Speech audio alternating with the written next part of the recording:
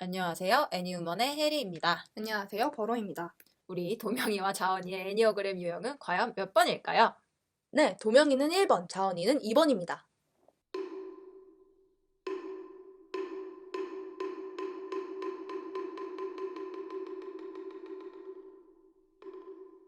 애니어그램 2번 유형 설명을 드리도록 하겠습니다. 2번 유형은 돕는 사람이라고 불리고요. 동정심이 많고 남을 잘 돌보고 교류를 잘하는 그런 유형이라고 합니다. 다른 사람들을 너그럽게 대하고 사람들을 위해서 뭔가를 해줄 때 삶을 의미 있고 풍요롭게 느낀다고 해요. 그런 이번 유형의 어두운 면을 말하자면 이 유형은 다른 사람의 상처는 돌보면서도 자기 상처는 무시하는 경향이 있어요. 이 사람들은 다른 사람을 돌봐주고 그 사람들에게서 집중하고 그 사람들에게서 어떤 감정적 보답을 받음으로써 자기 존중과 사랑을 얻으려고 노력합니다. 저희가 도명이 같은 경우는 이 캐릭터가 1번인지 6번인지 헷갈린다 이런 생각을 했는데 자원이는 뭐 초반에 바로 얘는 2번이다 이렇게 각자 결론을 한 번에 내렸어요. 자원이 2번. 네, 뭐 2번 아니면 없는 수준의 오갈 데가 없는 2번이다. 2번의 장점과 단점을 다 보여주고 있는 그런 캐릭터가 아닐까 생각을 합니다. 저는 2번 유형에 대해서 공부하면서 여성주의적 시각에서 봤을 때는 이게 되게 애매하다고 생각을 했어요. 앞에 서술했다시피 2번 유형이라는 게 가부장제에서 말하는 어떤 이상적인 여성상에 정말 부합하거든요. 정말 들어맞거든요. 돌봄을 제공하는 것에 자신을 내던지고 다른 사람한테 필요한 존재가 되기 위해서 노력하고 자기의 중심이 남한테 가 있는 유형이라고 해야 될까? 저는 그런 식으로 보이니까 이번 유형이라는 게 실제 하는 유형일까? 아니면 사회가 어떤 만들어낸 유형일까? 이번이라는 유형이 주체적인 사람이 될 수 있을까? 그거를 모르겠더라고요. 네, 실제로 이번 띠우에서 그런 식으로 이미지 소비가 잘 되는 유형이기도 하고. 그러고 있다가 극락왕생이라는 작품과 자원이라는 캐릭터를 만나면서 아, 이번 유형의 새로운 여성상을 발견했다 하는 생각을 했어요. 자원이가 2번 유형으로서 되게 멋진 면과 정말 답없는 부분을 동시에 가지고 있는데요. 자원이의 이 2번 다운 부분들을 얘기를 먼저 해보자면 자원이 초반부터 얘기를 하죠. 그럼 우리 서로를 돕자. 근데 자원이가 진짜 돕자, 돕는다 이런 단어를 일부 안에서 몇 번을 말하는지 모르겠어요. 귀신을 봐도 내가 널 도와줄게. 등장하는 거의 모든 존재한테 자원이는 돕겠다는 액션을 취해요. 그래서 그 2번들 특유의 그런 느낌도 있어요. 진짜 건강해 보이고 다른 사람들한테 상냥하고 긍정적이어 보이고 에너지 있어 보이고 그런데 어딘가 쎄한 느낌이 남아있잖아요. 저게 만들어진 건강함 같은 그런 느낌을 받을 때가 있는데 그런 그 특유의 쎄한 느낌을 자원이라는 캐릭터에서 진짜 잘 표현한 것 같아요. 이 자원이라는 인물이 우리가 추론하기로는 비참한 미래를 가지고 있잖아요. 이거를 이제 미래라고 해야 할지 과거라고 해야 할지 모르겠지만 그 죽기 직전에 귀신이 되기 직전의 시간들이 굉장히 어둡단 말이에요.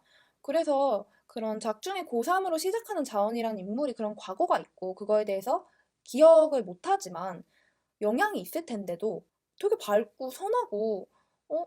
이게 되게 밝게 잘 헤쳐나갈 수 있을 것처럼 보이고 자기 주변 사람들이랑 함께 나아갈 수 있을 것 같았는데 중간중간 보이는 어떤 모습들에서 뜨문뜨문 뭔가 하나가 빠진 것 같은 그 빠진 것 같은 게 기억만이 아니라 단순히 기억만이 아니라 이 인물이 자기를 바라보는 과정에서도 하나가 빠진 것 같은 느낌을 들게 해요. 자기의 어떤 깊은 감정은 마주보는 것만을 싹 회피해버리는 느낌? 자원이 캐릭터가 그런 이번 유형들의 가장 큰 딜레마, 가장 핵심적인 부분, 남들을 도우러 다니면서 정작 자기 자신을 돌보지 않는 부분들을 초반에 잘 보여주다가 이야기 중에서 자원이가 그런 것들을 마주보고 성장해 나가는 부분들이 좋았어요.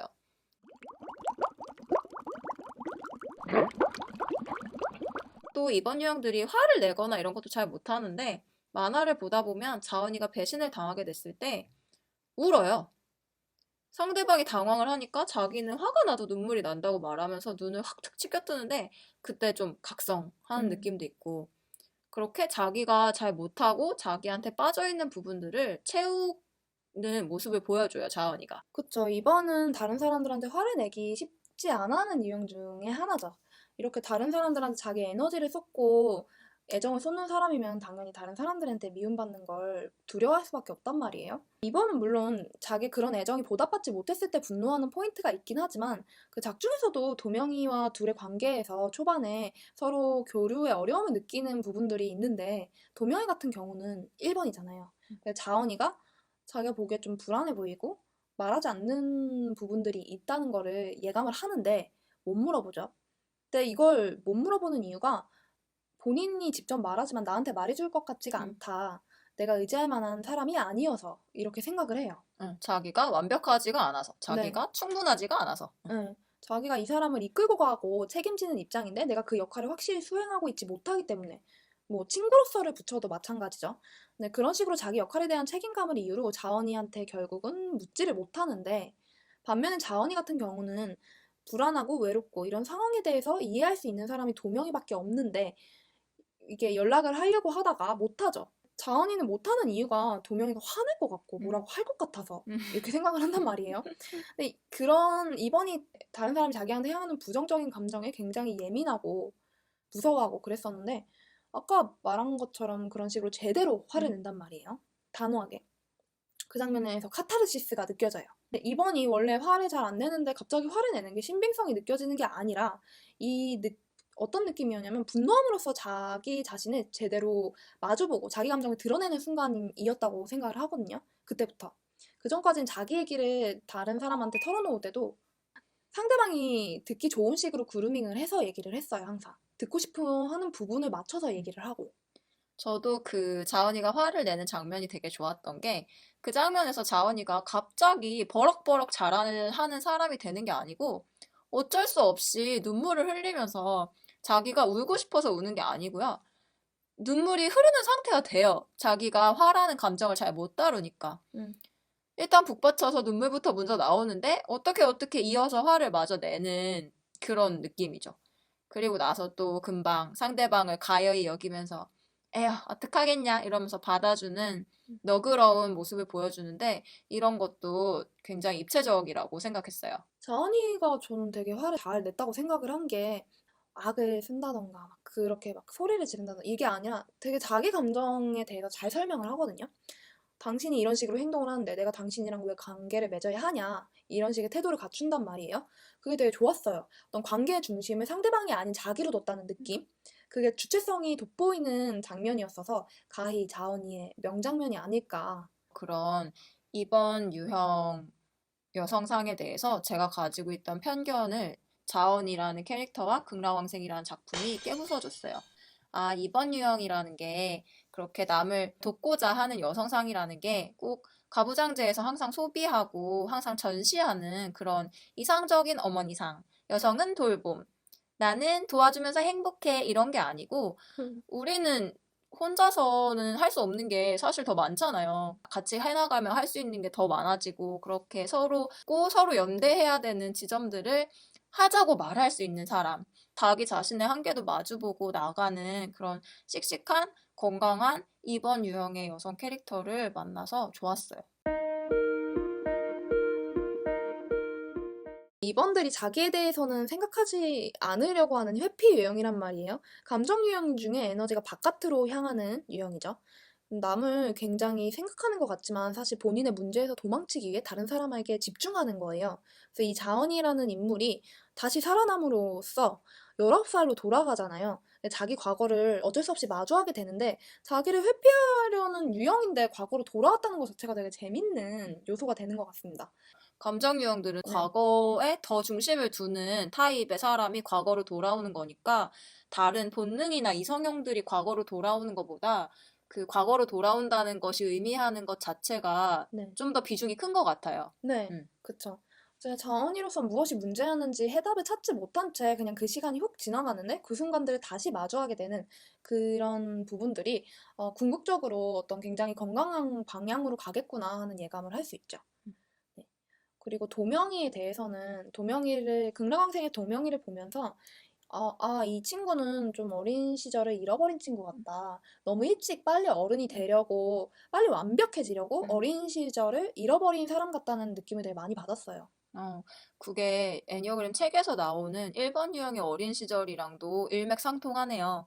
보호자가 없다는 것을 느끼고 빨리 어른이 되려고 하고 자신이 스스로 어느 게 옳은 것인지 판단해서 가려고 하는 그 설명이랑도 딱 맞아 떨어지네요. 그래서 그런 도명이가 자원이랑 같이 10대 시절을 시작하는 거? 도명이에게는 어떤 친구들이랑 학교를 다닌다던가 같이 어떤 10대 시절을 겪는 시기 자체가 없었는데 뒤늦게 이걸 경험해 보는 게 그게 도명이가 사실은 자원이의 극락왕생을 도와주는 건데 도명이를 성장시키는 계기로도 된다는 게 단순히 독단적이었던 도명이가 그 자원이한테 영향받는 이야기일 수도 있었는데 한편으로는 어린 시절을 잃어버린 어떤 사람이 자기와 다른 친구를 만나서 영향을 주고받는 이야기이기도 하다는 게 되게 좋았어요.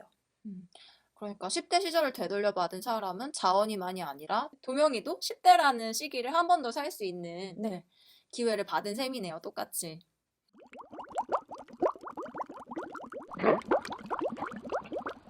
그럼 극락왕생 한 줄평으로 마무리하겠습니다. 네. 나의 한 줄평. 여기가 극락이구나. 제 극락왕생이 정말 좋았던 점은 다 여자다. 남잔가 싶어도 다 여자다. 대머리를 했든 피가 뭐 185가 넘든 나이가 10살이든 100살이든 1000살이든 다 여자다. 여기가 극락이다. 여러분 극락왕생을 보세요. 자원이랑 도명이가 재밌게 티키타카 해나갈 이브를 기다리고 있겠습니다.